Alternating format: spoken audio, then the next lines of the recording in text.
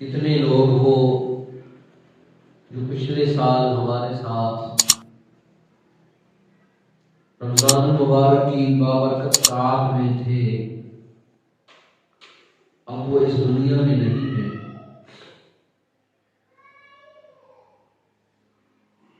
بڑا خوش قسمت ہے وہ انسان جس کو اللہ رب العزت یہ مہینہ عطا فرماتے ہیں۔ رمضان المبارک، یہ روزوں کی فرضیت،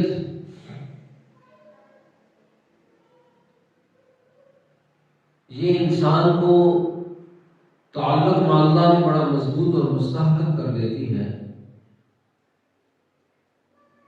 اسی لیے اللہ رب العزت نے سیدنا آدم علیہ السلام سے لے کر آخری امت تک ہر ایک امت کے لیے روزوں کی فرضیت کو قائم کیا۔ اسی لیے قرآن مجید کی جو آیت میں نے آپ کے سامنے پڑھی، اس میں اللہ رب العزت یہی ارشاد فرماتے ہیں، اے ایمان والو کتب علیکم الصیام، تمہارے اوپر ہم نے روزے فرض کیے، کما کتب علی الذین من قبلکم، یہ نہ سمجھنا کہ ہم نے صرف تمہارے اوپر روزے فرض کیے، تم سے پہلی جتنی امتیں تھیں ہم نے ان کے اوپر بھی روزوں کو فرض کیا، تاکہ وہ بھی متقین کے اس صف کے اندر شامل ہو جائے۔ اس لیے آدم علیہ السلام کی شریعت میں ایام بیس کے روزے رکھے کرتے تھے، 13ویں 14ویں اور 15ویں کا روزہ ہوا کرتا تھا۔ اور پھر آدم علیہ السلام کے بعد سیدنا نوح علیہ السلام کی جو قوم تھی وہ انتہائی سخت، انتہائی جبر والی، اللہ نے ان کے اوپر سارا سال روزوں کو فرض کیا۔ وہ امت سارا سال روزے رکھتی اور ہٹ گردی اور ضد اور عناد میں اس قدر آگے، نوح علیہ السلام ان کی اس قومی کیفیت کو بیان کرتے ہوئے کہتے ہیں لا یلد الا فاجرا کفارا، اس قوم کا یہ حال ہے کہ پیدا بعد میں ہوتا ہے، کافر پہلے ہی ہوتا ہے۔ لا یلد الا فاجرا کفارا، کہ وہ ان کا ہر بڑا جب دنیا سے جاتا تو سب کو اکٹھا کرتا اور نصیحت کرتا کہ نوح کی بات نہیں مانتے، ان کی یہ نصیحت کا یہ حصہ ہوتا، بوڑھا دنیا سے جا رہا، نوح علیہ السلام نے اپنی قوم کو 950 سال دعوت دی۔ ایک نسل آپ کے سامنے ختم ہوئی، دوسری نسل آئی وہ ختم ہوئی، تیسری نسل آئی وہ ختم ہوئی، تو نوح علیہ السلام نے کہا اللہ اس قوم کا مزاج یہ بن چکا، لا یلد الا فاجرا کفارا، پیدا ہونے سے پہلے ہی کافر اور فاجر پیدا ہوتے۔ رب لا تذر علی الارض من الکافرین دیارا، اللہ کسی ظالم اور کافر کو زمین پر نہ چھوڑ، اس قابل نہیں ہے کہ تیری زمین پر چلے پھرے، تیری نعمتوں کا استعمال کریں۔ نوح علیہ السلام کی اس بددعا کا اثر کہ ساری دنیا پر پانی کا طوفان آیا، اور جو کشتی نوح میں بیٹھے وہی بچے۔ اس جبر والی قوم کے اوپر بھی اللہ رب العزت نے روزوں کو فرض کیا اور پورے سال کا روزہ رکھا کرتے تھے۔ پھر سیدنا داؤد علیہ السلام 2 دن روزہ رکھتے، تیسرے دن افطار کر لیتے۔ زبور والوں کو روزے کی کیفیت کا اس طرح ادراک کیا گیا۔ اور پھر حضرت عیسیٰ علیہ السلام ایک دن روزہ رکھتے، ایک دن افطار کرتے، ایک دن روزہ رکھتے، ایک دن افطار کرتے۔ ہر امت کے اوپر روزوں کی فرضیت تھی، اور ہر امت نے اپنی روحانی ترقی میں اس عمل کو کیا اور ان کو ان کے منفعات نظر آئے۔ اس لیے نبی اکرم صلی اللہ علیہ وسلم نے فرمایا اللہ نے یہ جو تمہیں روزے دیے ہیں اس کا مقصد یہ ہے صوموا تصحوا، تم روزہ رکھو گے تم صحت پاؤ گے، تمہاری جسمانی صحت بھی حاصل ہوگی، روحانی صحت بھی تمہیں نصیب ہوگی، تمہارا جسم بھی پھلے گا پھولے گا اور تمہاری روح کی جو بیماریاں وہ بھی ختم ہوں گی۔ اس لیے ایک آدمی جب روزہ رکھتا ہے تو وہ کوشش کرتا ہے کہ میری آنکھ کی حفاظت ہو، پھر وہ یہ کوشش کرتا ہے میں نے زبان سے کوئی غلط بات نہیں نکالنی، پھر وہ یہ کوشش کرتا ہے میرا ہاتھ پہلے اگر کہیں غلط استعمال ہوتا تھا تو اب نہ ہو، پھر وہ یہ کوشش کرتا ہے کہ میرا پاؤں اگر کہیں پہلے غلط استعمال ہوتا تھا تو اب میں غلط قدم نہ اٹھاؤں۔ اس لیے اللہ رب العزت نے رمضان المبارک کے آتے ہی امت کی روحانی ترقی اور جسمانی ترقی کو سامنے رکھتے ہوئے اللہ نے پورا شیڈول مرتب کر دیا۔ اب سحری کو اٹھنا، سحر خیزی، جس وقت جو لوگ اپنی صحت کو قائم رکھتے ہیں، اگر وہ لوگ اپنے آپ کو صبح کے وقت میں چاکر چوبند کر لیتے ہیں، صبح اٹھنے کا مزاج بنا لیتے ہیں، ان کی صحت قائم رہتی ہے۔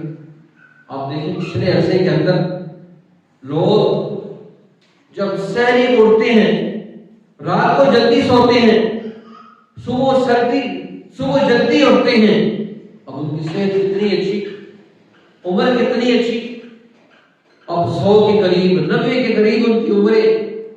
کام کیا تھا؟ سحری کو اٹھنا، رات کو مغرب کی نماز پڑھی، کھانا کھایا اور پھر عشاء کی نماز پڑھی اور متصل سو گئے اور سحری کو اٹھ گئے۔ صبح کو اٹھنا، سحری کو اٹھنا اور اٹھ کر اللہ کے حضور گڑ گڑانا، اللہ کے حضور مانگنا۔ جب کا امت نے اپنی زندگی کا شیڈول ترتیب کر دیا، اب ہر آدمی کی صبح اپنی ہے۔ اب صبح انسان جب اٹھتا ہے، تازہ ہوا، والصبح اذا تنفس، صبح کا جو سحری کا جو سانس ہے، سحری کا جو انسان کے پھیپھڑوں کے اندر جو صبح کی جو نشو و نما انسانی پھیپھڑوں کی ہوتی ہے وہ کسی وقت میں نہیں ہوتی۔ صبح بالکل پرسکون ہے۔ اب مسلمان کو سحری کا مزاج دیا، پورا 1 مہینہ سحری اٹھنے کا مزاج دیا تاکہ اس کا 11 مہینے کی مزاج بن جائے، یہ سحری کو اٹھے، رات کو جلدی سو جائے۔ اب سحری کو اٹھے گا، صحت بھی ہوگی، جب اٹھے گا اللہ کے حضور گڑ گڑائے گا۔ اس لیے رسول اللہ صلی اللہ علیہ وسلم نے فرمایا میری امت کو جو برکت ملے گی وہ صبح کے وقت میں ملے گی۔ اس لیے جو لوگ صبح اٹھتے ہیں اپنے کام اتنے جلدی ان کے سارے نپٹ جاتے ہیں، اور جو آدمی 11 بجے اٹھتا ہے، 12 بجے اٹھتا ہے تو وہ اس کے سارا دن منحوس ہوتا ہے۔ ایک تو حدیث میں آتا ہے شیطان اس کے کان میں پیشاب کر کے جاتا ہے، اٹھا ہی نہیں نماز کے لیے۔ جب سحری کو اٹھتا ہے، اللہ کے حضور گڑ گڑاتا ہے، تو یہ جو در حقیقت یہ جو مہینہ ہے یہ ایمان والوں کی ٹریننگ کا مہینہ ہے کہ ان کو پتہ چلے کہ تمہاری اصل کیا ہے، تم نے لائف گزارنی کیسے ہے۔ آج ہر آدمی اپنی لائف اپنی مرضی کے مطابق گزارتا ہے، اپنا شیڈول ہے اس کا، کھانے کا کوئی شیڈول نہیں، پینے کا کوئی شیڈول نہیں، پہننے کا کوئی شیڈول نہیں، سونے کا کوئی شیڈول نہیں۔ شریعت نے انسانوں کو یہ متوجہ کیا۔ اب دیکھیں شریعت نے 2 وقت کھانا رکھا، ایک صبح کا اور ایک شام کا۔ اب شام مغرب ڈھلنے کے ساتھ ہی کا کھانا کھا لو۔ یہ مزاج کیا ہے؟ آج ہم نے کھانے بھی دن میں 5-6 دفعہ کھانا شروع کر دیا۔ اب میں سب کے خلاف، میں سب کے ڈسٹرب، شریعت انسانوں کو اصل کی طرف ڈالتی۔ ابھی بھی دیہاتی زندگی میں وہاں 2 وقت کھانا ہے، صبح کھاتے ہیں اور مغرب کو کھاتے ہیں، متصل کھا لیتے ہیں۔ اب جس آدمی نے رات کو 12 بجے کھانا کھایا وہ ساری تیزابیت بن گئی، وہ سارا جو ہے صفرا اور سودا اکٹھا ہو گیا اور جسم کا بیڑا غرق ہونا شروع ہو گیا، اب بیماریاں بننا شروع ہو گئی۔ شریعت نے ایمان والوں کو یہ پورا مہینہ شیڈول دیا اور ان کو یہ بتایا تم اگر شرعی اصول پر رہو گے، جو اللہ اور اللہ کے رسول نے تمہیں نظام الاوقات دیا اس نظام الاوقات کی پابندی کرو گے، فرمایا صوم تصریح، تم روزہ رکھو صحت پاؤ گے، روزوں کے اصولوں کے مطابق زندگی گزارو گے صحت پاؤ گے۔ ایک آدمی، یورپ کے ڈاکٹروں نے یہ تحلیل و تجزیہ کیا، وہاں کے اہل و علم اکٹھے ہوئے، انہوں نے کہا جو آدمی سال میں 29 یا 30 دن اپنے جسم کو 13 سے 14 گھنٹے تک، 12 گھنٹے تک، 15 گھنٹے تک بھوکا رکھتا ہے، اس کے جسم کے جو منفی سیلز ہیں وہ سارے ختم ہو جاتے ہیں۔ اب دیکھیں اللہ نے مسلمانوں کو کیسا شیڈول دیا، کتنا بہترین، کہ پورے رمضان میں 29 یا 30 دن روزہ رکھوایا اور جسم کے اندر جتنے بھی منفی قوتیں ہیں وہ ختم ہو جاتی ہیں۔ اس لیے سب سے بڑی منفی قوت شیطان، جو انسان کی خواہشات کو بھاتا ہے، کبھی کھانے میں، کبھی پینے میں، کبھی پہننے میں، کبھی نظر میں، کبھی خواہشات نفسانی میں، اللہ نے جو سب سے بڑا دشمن تھا اس کو اس مہینے کے اندر طے کر دیا تاکہ ایمان والا اپنی جسمانی اور روحانی ترقی میں جو رکاوٹیں اور بیریئرز آتے ہیں وہ ختم ہوتے ہیں۔ اب جتنے بڑے بڑے شیاطین ہیں، مردد الشیاطین، سلسلۃ الشیاطین، ان تمام بڑے بڑے شیاطین کو فرشتے سنگل ڈالتے ہیں، زنجیریں ڈالتے ہیں اور ان کو سمندروں کے اندر پھینک دیتے ہیں، قید کر دیتے ہیں۔ جتنے بڑے بڑے سرکش شیاطین ہیں جو انسانوں کو پوری سماجی زندگی کو فساد اور بربریت میں کھڑا کر دیتے ہیں، ایسی ساری منفی قوتوں کو اٹھا کر قید و بند کی صحبتوں میں ڈال دیا جاتا ہے۔ اب چھوٹے چھوٹے سے ٹکڑے ہوتے ہیں، اس لیے آپ دیکھیں رمضان مبارک میں لوگ مسجد کی کثرت کی طرف آتے ہیں، مساجد بھر جاتی ہیں۔ آبادی میں اگر 10,000 ہے تو پھر بھی اس کا آدھا ضرور آ جاتے ہیں۔ اب باقی ان کی اپنی نفس کی سستی اور غفلت ہے کہ وہ اتنا بڑا سرکش پورا منفی نظام کو ختم ہو جاتا ہے، پھر بھی قدم اٹھانے کے لیے تیار نہیں۔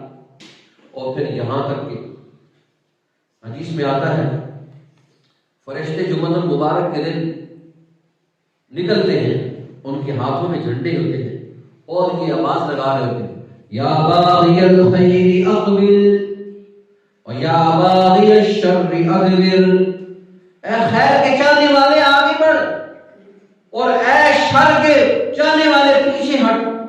باقاعدہ وہاں پر یہ آواز القاء ہوتی ہے، انسانی قلوب کے اندر یہ آواز لگائی جاتی ہے اور وہ فرشتوں کا جھنڈ، فرشتوں کے وہ لشکروں کے لشکر انسانوں کو متوجہ کرتے ہیں، انسانوں کو اپنی طرف راغب کرتے ہیں، انسانوں کو یہ سمجھاتے ہیں، یا باغی الخیر اقبل، اے خیر کے چاہنے والے آگے بڑھ، نماز پڑھنے والے آگے آ، روزہ رکھنے والے قدم اٹھا، قرآن کی تلاوت کرنے والے قدم اٹھا۔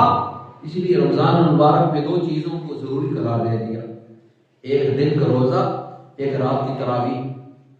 اور پھر اتنا ہی نہیں، یہاں تک کہ رمضان المبارک داخل ہوا، جہاں شیطان اور سرکش ساری قوتوں کو قید کر دیا گیا، وہاں اللہ نے انسان کی روحانی اور جسمانی ترقی کے لیے ایک پورا شیڈول مرتب کر کے، اس کے بعد پھر بھی کمال یہ ہے کہ انسان جب رمضان المبارک میں نفل پڑھتا ہے، اللہ کہتا ہے کہ میں تیرے نفلوں کو فرضوں کے برابر کر دوں گا، تیرے نفل فرضوں کے برابر ہو جائیں گے اور جو تیرے فرض ہیں وہ 70 گنا آگے بڑھ جائیں گے۔ اب دیکھیں ایک آدمی عام روٹین پہ ایک نماز پڑھتا ہے تو ایک ہی نماز کا اس کو ثواب ملے گا، لیکن جب 70 گنا آگے بڑھ گیا تو گویا اس نے ایک نیکی کی، وہ ایک نیکی عام روٹین پہ 700 تک ہے، لیکن رمضان مبارک داخل ہوا وہی نیکی 7,000 تک پہنچ گئی۔ اور پھر ایک اور قرآن مجید کی فرمایا اللہ یضاعف لمن یشاء، ایمان والے کے لیے یہ چیزیں بڑھتی بھی رہتی ہیں، جس درجے کا اخلاص ہوگا اسی درجے کی چیز بڑھے گی۔ اس لیے پوری توجہ کے ساتھ رمضان المبارک کو گزارنا ہمارے بزرگوں میں سے حضرت مولانا زکریا صاحب رحمۃ اللہ علیہ کا مزاج یہ تھا. رمضان المبارک آتا تو حضرت ایک پارے کو 30 مرتبہ پڑھتے, ایک پارے کو 30 مرتبہ پڑھتے, گویا پورے قرآن میں 30 قرآن مجید ختم فرماتے. اب ایک آدمی ایک پارے کو 30 مرتبہ پڑھتا, اور پھر صرف اتنا ہی نہیں 12 تسمیہ لا الہ الا اللہ کی پڑھتے. اب دیکھیں 12,000 مرتبہ لا الہ الا اللہ بھی پڑھتے.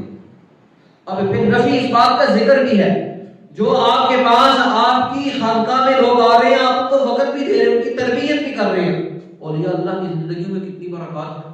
اور 70 سال تک بخاری بھی پڑھائی, 70 سال تک بخاری جیسی عظیم الشان کتاب بھی پڑھائی ہے. اتنا بڑا کردار ادا کیا ہمارے بزرگوں میں سے حضرت مولانا شاہ عبد العزیز صاحب رائے پوری رحمۃ اللہ علیہ. ان کا عجیب حال تھا, روز 30 پارے پڑھتے اور 10 پارے اوپر پڑھتے, 10 پارے اور اوپر پڑھتے. اور اس قدر قوی تاثیر لوگ تھے کہ نظر اٹھاتے تھے کردار ادا ہو جاتا. اللہ نے ان کے اوقات میں اتنی برکت نصیب فرمائی تھی, اتنا اللہ رب العزت نے ان کو رحمتیں نصیب فرمائی تھی, برکتیں نصیب فرمائی تھی. ہمارے ہاں حضرت امام اعظم ابو حنیفہ رحمۃ اللہ علیہ جب رمضان المبارک آتا تو ایک قرآن مجید رات کو ختم کرتے, ایک دن کو ختم کرتے. آج ہمارے یہاں کوئی شیڈول ہی نہیں. آج ہمارے یہاں صرف کھانے پینے کا شیڈول ہے, سارا صرف ایک فہرست ہے. آج ہمارے یہاں قرآن مجید کی فہرست کوئی نہیں ہے, ایک پوری فہرست ہے. سحری میں ہم نے یہ کھانا ہے, افطاری میں یہ کھانا ہے, عید پہ یہ کپڑے پہننے ہیں, یہ چیزیں استعمال کرنی ہیں, فلاں برانڈ سے فلاں چیزیں لے کر آنی ہے. پورا نظام الاوقات ہمارا اس انداز میں ہے. اور یا اللہ کا رمضان المبارک میں عجیب مزاج تھا. حضرت شاہ القادر صاحب رائے پوری نور اللہ مرقدہ, عجیب حال تھا. ڈاک بند ہے, ملاقات بند ہے, وہ پوری توجہ اور انہمام کے ساتھ رمضان المبارک گزارا کرتے. حضرت شیخ مولانا محمود نذر رحمہ اللہ جب رمضان المبارک آتا تو کیفیت ہی تبدیل ہو گئی. آج ہم اپنی اس کیفیت کو تبدیل کرنے کے لیے تیار ہیں. اس لیے ہر آدمی یہ طے کرے, گھر کے اندر یہ مزاج بنائے کہ کتنے پارے پڑھنے ہیں. ہر آدمی یہ طے کرے میں نے کم از کم ایک عشرے میں ایک قرآن کو ختم کرنا ہے, دوسرے عشرے میں دوسرا کرنا ہے, تیسرے عشرے میں تیسرا کرنا ہے. آپ چلے جائیں گے پھر آپ کے لیے کون پڑھے گا؟ دیکھیں آپ اپنے والدین کے لیے پڑھنے کے لیے تیار نہیں ہیں, آپ کے بچے موجودہ دور کے بچے آپ کے لیے پڑھیں. آپ اپنے والدین کی قبروں پر جانے کے لیے تیار نہیں, کیا آپ کے بچے آپ کی قبروں پر آئیں؟ اس لیے آج ہم نے دیکھنا یہ ہے کہ ہم خیر اپنے ساتھ کتنی اکٹھی کر لیں گے. یہ ہمارے ہاں بعض دکاندار سیل لگاتے ہیں, فلیٹ سیل 50% آف. رمضان المبارک میں اللہ نے ایسی سیل لگائی کہ ہر آدمی کو اتنا نوازا. اور یہاں تک کہ ایک حدیث میں آتا ہے اللہ آسمان دنیا پر آ جاتا اور آ کر اعلان کرتے ہیں, اپنا عرش چھوڑتے ہیں, 7 آسمان اللہ چھوڑ کر آسمان دنیا پہ, یہ ہمارے والا جو آسمان ہے اس پر آتے ہیں اور آ کر اعلان کرتے ہیں ہے کوئی آدمی جس کو رزق کی ضرورت میں اس کو رزق دوں, ہے کوئی ایسا بیمار جس کو ڈاکٹروں اور حکیموں نے لا علاج کر دیا ہو, وہ تڑپ رہا ہے کوئی ایسا آدمی 2 رکعت پڑھے آنسو بھائی میں اس کو شفا دے دوں. ہے کوئی ایسا محتاج جو لوگوں کے دروازوں پہ جا کے لوگوں نے اس کو دھتکار دیا, میرے حضور آئے 2 رکعت پڑھے کہ 2 رکعت پڑھے آنکھوں سے آنسوؤں کا اظہار کرے, میں اللہ وعدہ کرتا ہوں میں اس کی ضرورتوں کو پورا کروں. اور آسمان دنیا پر یہ آواز رکھتی ہے حل من مستغفر فاغفر له, حل من مسترزق فارزقه. ہے کوئی رزق کا طلب کرنے والا, ہے کوئی اپنے گناہوں کی بخشش کروانے والا, ہے کوئی صحت حاصل کرنے والا, ہے کوئی اپنے بچوں کے مستقبل کے لیے کڑنے والا, آؤ میرے دربار میں آؤ, میں تمہارے ہر مسئلے کو حل کر دوں گا, ہر پریشانیوں کو حل کر دوں گا. آج ہم سارے پیروں کے پاس جاتے ہیں, کہتے ہیں پیر جی کو ایسی پھونک مارے کہ بدل جائے. اللہ کہتا ہے میرے پاس آ 2 رکعت پڑھ, آنکھوں سے آنسو گرا, میں تیرے لیے وہ مسئلہ حل کر دوں گا جو دنیا کی ساری قوتیں طاقتیں مل کر حل نہیں کر سکتی. ساری دنیا کی قوتیں اور طاقتیں یہ چاہتی ہیں تجھے صحت نصیب نہ ہو، ساری دنیا کی چاہت کو میں ختم کر دوں گا، تو میرے سامنے رو، میں تیرا مسئلہ حل کر دوں گا، میں تیری پریشانی کو دور کر دوں گا۔ اور یا اللہ رمضان آتا تو ساری رات کھڑے ہو کر اللہ کے حضور گڑ گڑاتے۔ آخری بات کرتا ہوں، میں ختم کرتا ہوں۔ بڑا افسوس، پچھلے دنوں پچھلے رمضان مبارک میں تجزیہ آیا کہ سارا سال